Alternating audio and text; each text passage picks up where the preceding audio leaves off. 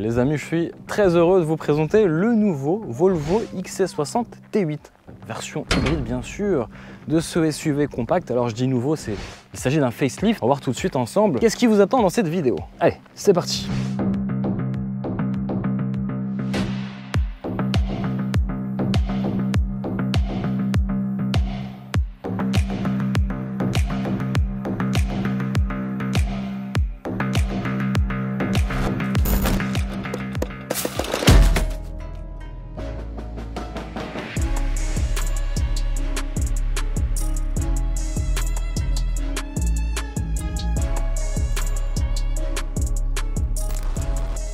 Bon les amis, j'ai quelque chose à vous montrer et à vous demander. À votre avis, à quoi sert ce morceau de plastique sur la carrosserie, entre la carrosserie et le pneu, à l'avant, à l'arrière, comme à l'avant? Est-ce que vous avez une explication à quoi ça sert? Allez, dites-le moi en commentaire. Allez, on fait le tour ensemble du propriétaire. Ça va être rapide, hein. Il s'agit d'une version facelift du Volvo XC60. Alors, tout d'abord, ça va être assez simple de vous décrire les modifications extérieures puisqu'il y a de nouveaux boucliers à l'avant, il y a aussi des nouveaux boucliers à l'arrière et puis ça sera tout. Alors si quand même il y a de nouvelles finitions, on ne parle plus de finition Air Design dans cette livrée sportive, on va plutôt parler d'une finition Ultimate. Comprenez la version la plus haut de gamme de ce Volvo XC60. Ici plus précisément il s'agit de la finition Ultimate Dark. Exit le chrome, on est sur une calandre très spécifique, très sportive. Ils ont revu aussi cette partie des boucliers avant. On aime ou on n'aime pas. Elles intègrent derrière des ventilateurs. Il s'agit ici d'une motorisation la plus puissante pour la gamme XC60 puisqu'il s'agit d'une version hybride, version T8 AWD, donc transmission intégrale qui fait 455 chevaux sous le capot. Merci l'électrique. On est autour des 83 000 € en entrée de gamme entre guillemets sur cette version T8 et puis avec quelques options on atteint facilement ici 92 000 €. Allez, on continue le tour du propriétaire. Ce que j'aime beaucoup, vous le voyez sous vos yeux, ce sont ces très belles jantes qui ne sont pas de série, elles sont en option et elles valent à peu près 840 €. C'est du 21 pouces, c'est du Pirelli, pneu taille basse et c'est du Pirelli P0 en 255 40 21 pouces. Voilà, vous savez tout sur ces jantes. Bien entendu, vous allez trouver la trappe électrique ici à l'avant gauche du véhicule. On verra tout à l'heure sur la partie charge et temps de chargement. Et puis il faut savoir que ce facelift intègre aussi, effectivement, je n'ai pas précisé tout à l'heure, mais une nouvelle batterie, une batterie plus grosse que l'ancienne génération. Elle passe de 11 kWh à 18,8 kWh, ce qui lui permet d'atteindre potentiellement, en théorie, 80 voire 70 km en full électrique. Ça, c'est plutôt une bonne nouvelle par rapport aux anciennes générations. Face arrière, peu de changements, clairement. C'est la partie que j'aime, entre guillemets, le moins. J'aime beaucoup l'avant qui a été vraiment retravaillé et qui lui donne un côté sportif. L'arrière, plus conventionnel, avec des feux qu'on reconnaît hein, sur ce XC60. Et puis le bouclier sur la partie basse qui a été légèrement modifié avec effectivement le petit badge. Donc motorisation T8, hein, c'est la motorisation la plus puissante en termes d'hybridation. Voilà, je ne sais pas ce que vous en pensez déjà de ce design facelifté hein, de ce XC60. En tout cas dans la catégorie, il vise clairement le premium allemand. On va commencer par Audi Q5 hybride, X3 hybride et aussi le Mercedes GLC 300e, donc hybride aussi. Donc à vous de me dire un petit peu en commentaire qu'est-ce que vous préférez parmi ces 4 SUV premium. Ah voilà, donc des vérins, voilà, ça c'est la promesse. Et en plus il s'ouvre vraiment presque à la verticale. Regardez, on pourrait presque faire un check comme ça, voilà. Allez, plus sérieusement, qu'est-ce qui se cache sous le capot? Eh bien, ça va être très simple, il s'agit d'un moteur 4 cylindres qui lui développe à peu près 310 chevaux. Ok, et rajouter à cela la partie électrique qui sera de 145 chevaux. Donc. Et puis derrière, vous avez effectivement le moteur électrique qui est placé sur la partie arrière qui va permettre d'avoir justement cette partie 4 roues motrices. Donc ça, c'est plutôt aussi rassurant si vous êtes à la montagne par exemple.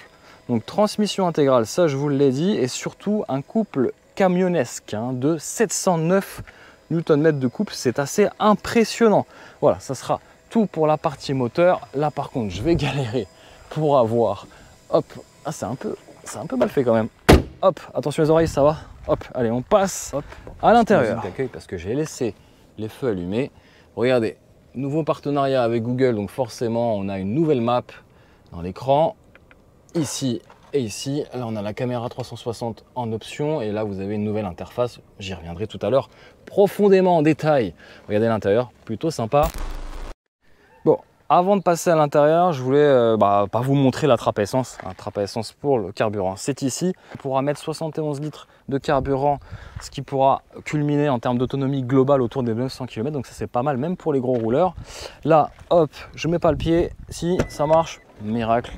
Bon, regardez, on a un joli coffre volumineux, mais pas énormément. On est dans la moyenne de la catégorie. On a 468 litres de volume de chargement et il perd 15 litres par rapport aux versions 100% thermiques. C'est peu hein, finalement, donc une bonne nouvelle. Vous avez aussi des petits rangements ici. Bon, je vous fais voir ou pas? Oh God, please, no, no. Petite cargaison quand même. Bon, voilà, pour les amateurs de vin ou de champagne, vous êtes servis.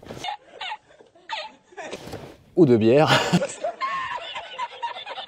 Excusez-moi, je passais pour un gros poivreau. Non, mais en tout cas, c'est vrai qu'il faudra prévoir de la place pour les câbles. Ça, c'est le plus embêtant pour les hybrides ou pour les électriques. Ça, vous connaissez la chanson. Aïon, hop. Alors, la réponse est toute simple. Il s'agit non pas de bavette ou de protection de carrosserie.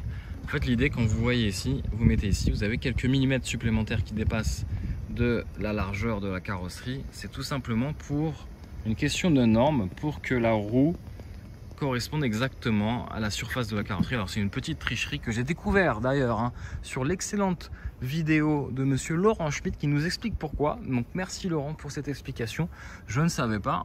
Effectivement hein, ces bouts de plastique permettent justement d'être aux normes et que le pneu ne dépasse pas de la carrosserie. Voilà, tout simplement. Petite astuce de constructeur.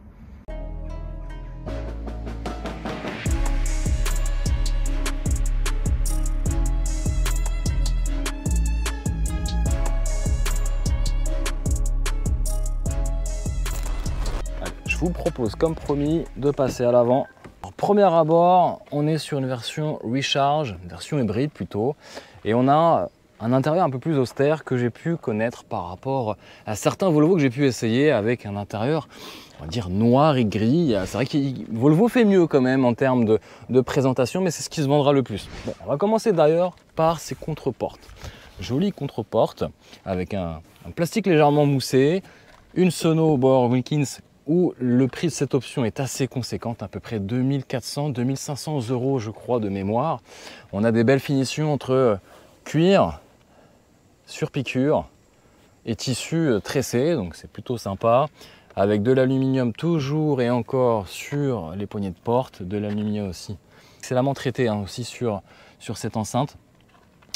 Siège électrique bien sûr, à mémorisation, à double mémorisation, avec ici les réglages électriques que vous connaissez. Les sièges en cuir, alors ils ont déjà un peu de vécu, hein, avec un petit liseré, un petit passepoil, et sur piqûre, un mélange de cuir et de tissu. On aime ou on n'aime pas, en tout cas ils sont assez confortables et assez joliment dessinés. Admirez ce petit flag suédois. Voilà, vous êtes quand même à l'intérieur du premium scandinave. Ici, pareil, une autre enceinte Bauer & Wilkins. La nouvelle navigation qu'on va voir ensemble. Le volant qui ne change pas vraiment. L'écran de 9 pouces qui ne grandit pas. Hein. C'est vrai qu'on aurait pu tendance à croire que Volvo fasse aussi pour sa part de la surenchère en termes de taille d'écran. Et bien pas du tout. Là, je vous fais voir un peu l'intérieur. Comment c'est bien dessiné. Alors c'est vrai que c'est austère, mais c'est super bien fini. On a une planche de bord en cuir tressé, on a matière en aluminium, enfin c'est vraiment joli, bien dessiné et ça change vraiment des voitures allemandes qu'on a l'habitude de voir. C'est très élégant, très classe, même ce petit pommeau ici en cuir, c'est très beau. Alors il y a aussi la version en cristal. Ici vous avez des rangements qui sont cachés par ces deux trappes en aluminium. Alors, on a un peu de place, chargeur à induction. On a aussi de la place ici pour mettre quelques boissons fraîches. Le petit bitonio ici pour bien sûr démarrer l'engin. On n'a pas de palette au volant, attention. On a un petit accoudoir. Alors là, franchement, petite déception quand même sur l'accoudoir, la profondeur de l'accoudoir. On peut vraiment pas mettre grand chose. On a ici deux prises USB-C. Celle-ci va s'allumer et s'intégrer directement en full écran, hein, cette fois-ci sur justement l'interface Google. Donc ça, c'est plutôt aussi pratique. Et puis ce que je vous propose, c'est hop, on va voir ensemble un petit peu les détails de cette interface qui est très simple, voire un peu trop simple à mon goût. Alors on commence par le combiné d'instrumentation de bord ici. Et bah écoutez, il n'y a pas grand chose en termes de présentation. C'est très simple, très minimaliste et la Google Maps s'affiche au milieu, donc ça change des premières générations de XC60.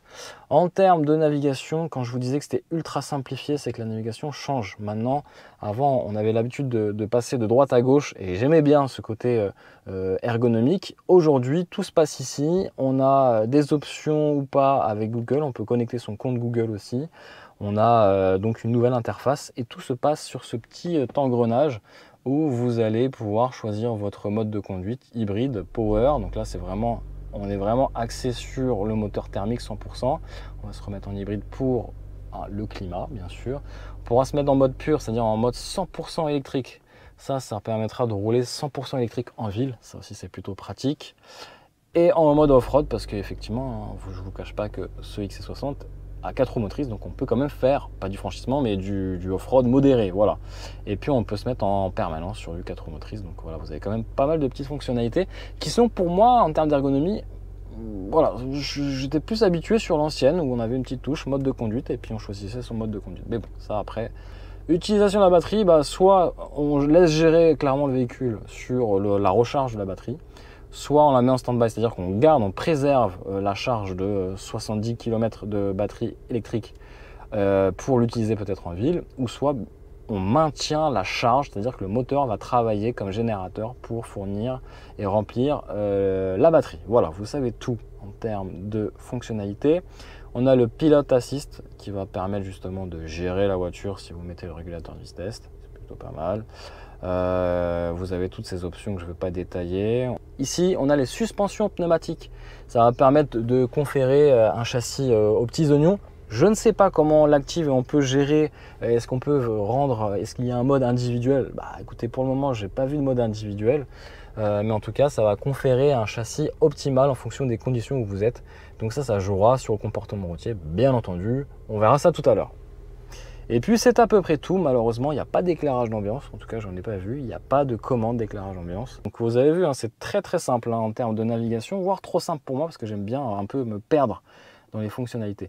Volant chauffant et siège chauffant selon 3 niveaux, aussi bien pour le conducteur que pour le passager. Hop, là, c'est activé pour le passager. Mais là, aujourd'hui, avec les températures, on n'en a pas besoin. Et je voulais vous montrer quelque chose. Alors ici, on a la caméra 360. Ça, vous connaissez. Voilà, c'est une option. Alors moi, statut véhicule, moi je voulais voir mes consommations, je ne sais pas comment je peux les voir. Voilà, on a statut voiture ou maintenance, j'ai que ça, voilà. Alors forcément à l'arrière, avec ce grand gabarit, on est quand même sur un SUV premium, on a de la place à l'intérieur, le contraire m'aurait étonné. Alors à l'arrière, 2 belles places pour les adultes, avec un bon renfoncement et un bon confort sur les sièges. Mauvaise nouvelle pour la place du milieu, malgré le petit renfoncement, pour les gros gabarits, ça va être un peu inconfortable, toujours avec cette histoire de tunnel de transmission qui vient un peu pénaliser la place du milieu. C'est un peu incliné, donc du coup on est vraiment installé confortablement, encore plus avec ce petit accessoire de confort. Hop, vous l'avez ici, ce grand accoudoir qui est large et vous pouvez même mettre vos boissons et ça c'est bien pratique. Alors à l'arrière, on ne pourra pas régler directement la ventilation, la chaleur ou le rafraîchissement sur les places arrière. Non, il n'y a rien. Cette partie-là où on pourra charger ces 2 portables avec 2 prises USB-C. Malheureusement, en revanche, vous pouvez quand même régler la ventilation de chaque côté, à gauche comme à droite. Et je vous propose de passer à l'avant. Je ne sais pas si vous le voyez, j'ai cru que c'était cassé. Et non, pas du tout. En fait, ils ont voulu reproduire le flag suédois. Bon, écoutez, on aime ou on n'aime pas, mais en tout cas de loin, j'ai l'impression que j'avais cassé le côté chromé de cette finition. Alors il faut savoir dans cette finition qu'on a aussi le toit ouvrant panoramique de série sur cette finition, que vous savez toujours à quoi ça sert, ce petit bout de plastique. Bon, Dites-le moi en commentaire. J'espère en tout cas que cette petite présentation intérieure vous a plu. Et nous, on va passer tout de suite à la partie comportement routier. C'est le plus important. Et on va voir les consommations de ce Volvo XC60 T8. Donc une version hybride de 455 chevaux. Allez, c'est parti.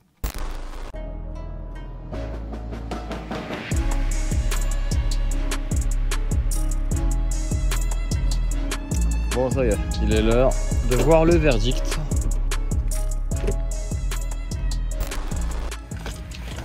Bon, ça y est, j'ai chargé au max la batterie, les batteries. Chargé au max la batterie, 18,8 kWh, donc grosse batterie. Hein. Et on a 68 km d'autonomie possible, contre à peu près 78 annoncés en norme WLTP. Bon, allez, c'est plutôt pratique. Et on arrive à 900 km d'autonomie totale, hein, en cumulant la partie carburant, essence, et la partie électrique. Alors le problème d'une voiture électrique ou d'une voiture hybride, ce sont les câbles. Là clairement j'ai la flemme de les ranger, mais normalement il y a une petite sacoche prévue pour ça. Donc là on a le câble type 2 ici à ma gauche en jaune et le câble pour prise domestique.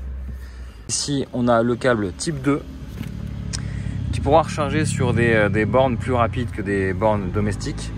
Borne qui malheureusement avec le chargeur intégré est limité à 3,7 kWh. C'est un peu dommage parce que du coup on va vraiment attendre longtemps même sur des bornes rapides. Donc ça c'est vraiment le point négatif sur ça. Et borne sur prise domestique pardon. Donc là on sera limité à un débit naturel de la prise à 2,3 kWh. Donc ce qui fait que sur une prise domestique on va attendre à peu près 8 heures, 9 heures, 10 heures en fonction de la prise que vous avez. Et sur une borne rapide ou type wallbox, vous allez recharger à peu près en 4-5 heures. Voilà.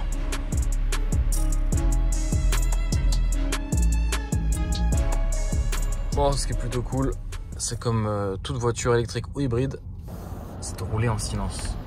Il se calme. Et à bord, franchement, là, chez Volvo, ils ont travaillé l'insonorisation. Alors, il faut savoir deux choses hein, sur cette insonorisation qui s'apprécie aussi sur autoroute. On n'entend vraiment rien. C'est qu'ils ont fait un retravail sur la réduction du bruit dans les haut-parleurs. Forcément, un feuilletage sur les vitres qui permet justement d'obtenir cette insonorisation absolument parfaite pour profiter de la sono Bauer & Wilkins qui est absolument incroyable. Vraiment, hein, vraiment, je vous recommande.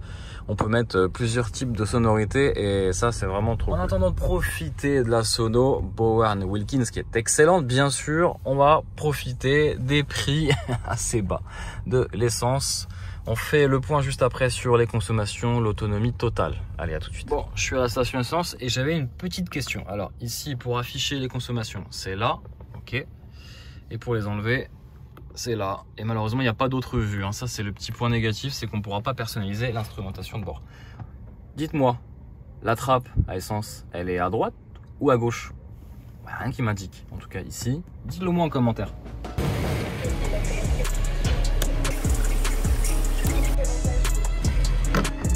Bon, je vous fais voir tout ça. Donc là, on est à 950 km uniquement sur la partie carburant. Et si vous ajoutez 72 km, on est à 1022 km au total avec ce Volvo XC60. C'est pour vous dire, on est quasiment sur le même kilométrage, la même autonomie qu'un diesel. Bon, un peu de choses près puisque la version hybride, c'est pas forcément ce que je peux conseiller pour faire de l'autoroute. Alors, petit point sur les consommations. Alors, les consommations, je vous ai dit, ça s'affichait ici. Nouvelle interface oblige. Donc, vous avez ici à ma gauche à peu près le parcours que j'ai pu faire durant ce test. Donc j'ai fait à peu près 800 km. J'étais sur une moyenne de 7,6 litres au 100 avec quasiment un plein et 3 recharges électriques. C'est important de le savoir puisque ça fait diminuer forcément les consommations moyennes de carburant. Et en général, batterie pleine, je suis autour des 3 litres. Ça dépend pas mal de votre utilisation. Il faut savoir que quand vous êtes sur batterie pleine sur autoroute, ça fond comme neige au soleil. Et puis ce qui va être intéressant, c'est de se dire voilà, c'est bien gentil Flo quand tu tu recharges, mais quand tu n'as plus de batterie, quand tu es à 0%, et ben tout simplement, là, les consommations s'envolent, surtout sur autoroute, puisque batterie vide, je suis à 9,3 litres au 100. En ville, je suis autour des 6-7 litres au 100 et sur route, autour pareil des 7 litres au 100, batterie vide. Une fois que les batteries sont remplies, forcément, tout s'annule, tout est proche de zéro. Les consommations, il y en a très peu puisqu'on est plus sur de l'électrique, et les consommations électriques, je ne peux pas savoir, malheureusement. Et d'ailleurs, c'est un petit problème que je viens soulever, c'est sur l'interface. J'ai aucun moyen de savoir mes consommations électriques, aucun moyen de savoir avoir un petit schéma qui m'illustre un petit peu l'hybridation. On n'a rien, on n'a aucune information, et ça c'est un petit peu dommage à bord de ce XC60 hybride.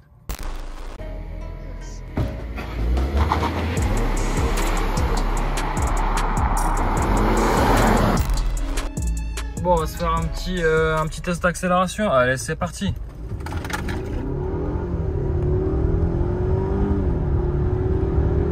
Waouh. Ok, vous avez compris, hein, 0 à 100 en 4,9 secondes. Bon, à ce petit jeu là, j'ai déjà exposé pas mal l'autonomie électrique. Donc on va se remettre en mode hybride. Voilà. Et puis on va se calmer un petit peu sur l'accélérateur, parce que le but c'est pas d'exploser les chronos à bord, hein. Le but c'est de profiter de l'expérience électrique hybride et surtout du confort et de l'insonorisation, et surtout de la sono Bauer & Wilkins. Je recommande cette option même si elle vaut très cher, 2700 €, mais c'est vrai que derrière vous pouvez profiter pleinement de votre musique, vous pouvez tout régler, le subwoofer, tout, c'est absolument génial. Je trouve que c'est vraiment une option indispensable à bord d'une Volvo.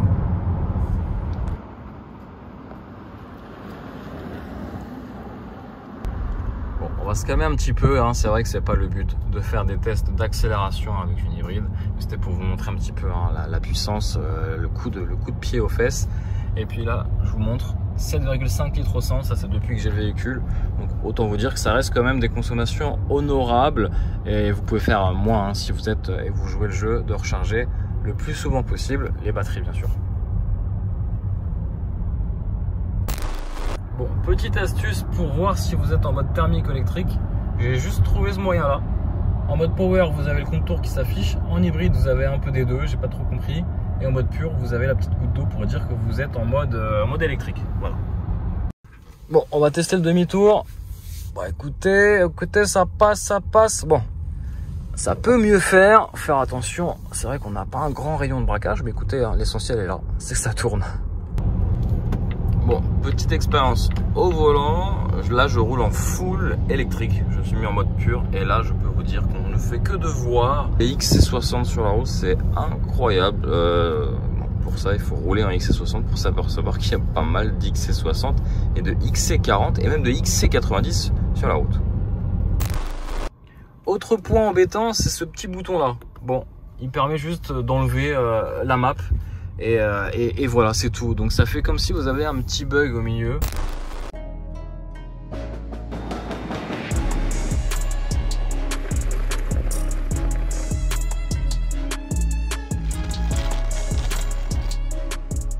Allez, on embarque ensemble à bord de ce Volvo XC60, le plus puissant, hein. Version T8, 455 chevaux, 709 Nm de couple, cumulé bien sûr comme la puissance. Et puis forcément, suspension pneumatique en option qui ont une certaine importance forcément à bord, notamment sur le confort. Ça, on verra ça juste maintenant sur la partie comportement routier. Mais avant tout, les relances. 4,9 secondes pour atteindre les 100 km/h, vitesse max, accrochez-vous. Non, je déconne, 180 km/h, aujourd'hui ça sert à rien de rouler vite. Et Volvo justement en a fait sa bataille, hein. 0 mort sur les routes à bord d'une Volvo, et ça c'est plutôt une bonne chose. Et donc forcément toute la panoplie des aides à la conduite, active et passive, des choses qui m'ont un petit peu étonné, dans le bon sens comme dans le mauvais sens. Mais là on va parler de la partie comportement routier. On est sur un SUV hybride, ça aussi son importance, puisque qui dit hybridation dit forcément batterie, et qui dit batterie dit forcément poids. Et le poids est assez conséquent puisqu'on atteint les 2150 kg sans moi, donc rajoutez à peu près une petite centaine de kilos et on dépasse facilement les 2 tonnes 2 sur la balance. Avec moi bien sûr et le plein.